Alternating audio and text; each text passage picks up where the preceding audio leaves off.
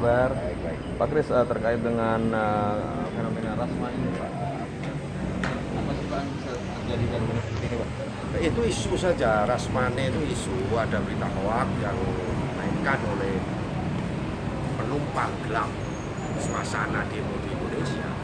Jadi itu kemudian membuat berita-berita di berbagai sosial media bahwa penarikan dana besar-besar. Tapi tidak ada penarikan ya, menurut informasi dari teman-teman perbankan tidak ada. Jadi itu hanya isu untuk mengacaukan ekonomi kita.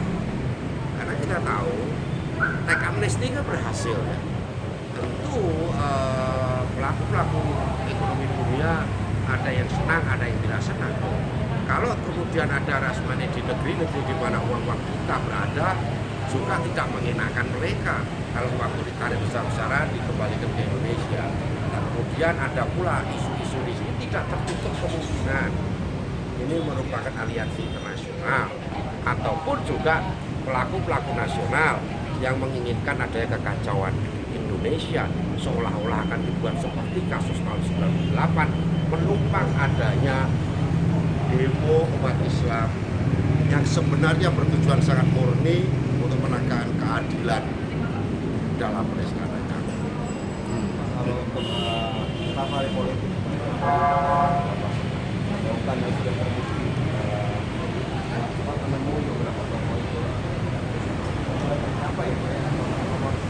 Oh ya, harmonisasi ya, para pimpinan partai politik, tokoh-tokoh masyarakat, ulama dengan presiden, ulama dengan ulama, masyarakat dengan usaha, pimpinan partai politik dan sebagainya, melakukan konsolidasi, komunikasi, silaturahmi, itu boleh disebut kesetiakawanan sosial.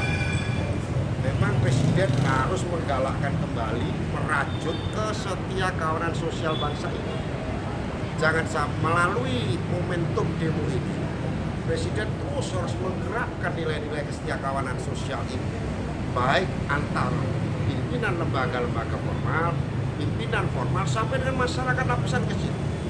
Kesetiakawanan sosial kita itu merupakan kunci daripada integrasi bangsa ini.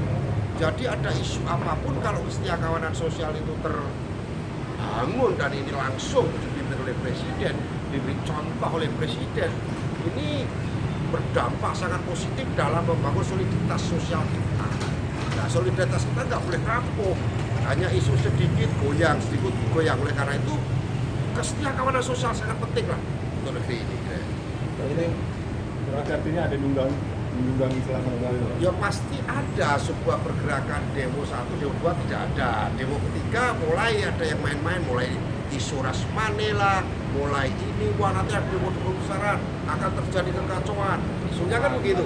Isu-isu saja sebenarnya, belum tentu demo itu nanti bikin rusuh. Saya yakin tidak akan, kalau demonya nggak akan rusuh, itu pasti bagus. Tetapi diisukan seolah-olah ada kerusuhan, seolah-olah ada ini itu, sehingga diharapkan ada Rasmane, ada penarikan dana dari bank-bank. Nah, itu tujuannya sih goncang ekonomi kita. Nah, kegoncangan ekonomi kemudian dimainkan oleh pemain-pemain politik dalam negeri maupun luar negeri untuk menggoyang soliditas kita. Kalau kesetiakawanan sosial kita rapuh, maka akan terjadi seperti itu, dan dana akan lari lagi ke luar negeri yang sudah susah payah ditarik oleh presiden di dalam teks amnesti itu. Kepercayaan publik turun, kita dimainkan oleh mereka. Karena pertumbuhan ekonomi kita sedang bagus-bagusnya. Yang membuat iri banyak pihak lah kira-kira. Ya. teks amnesti ini kan sudah berhasil dilakukan oleh Pak Jokowi, tapi di Amerika Presiden yang terpilih Donald Trump akan mengikuti. Tanggapannya bagaimana? Ya itu bukti bahwa program Pak Jokowi teks amnesti itu bagus sekali, sehingga Donald Trump juga akan melakukan hal yang sama untuk memperkuat ekonomi Amerika. Itu wajar karena memang top, walaupun sebenarnya ini baru awal. Dibilang berhasil dalam tanda kutip, respon masyarakat berhasil. Tetapi tujuan daripada teks amnesti ini kan bukan sekedar menarik pembayaran 2% dari nilai deklarasinya para pengusaha atau masyarakat Indonesia baik di dalam maupun di luar negeri. Tujuannya adalah untuk mengetahui potensi sesungguhnya kemampuan bangsa kita, kemampuan bangsa ini bukan sekedar kemampuan negara, tetapi juga ketahanan ekonomi yang dimiliki oleh masyarakat. Nah ini akan semakin ketahuan. Potensi ekonomi yang dimiliki masyarakat ini akan berdampak pada ketahanan dan kedaulatan ekonomi di kemudian hari.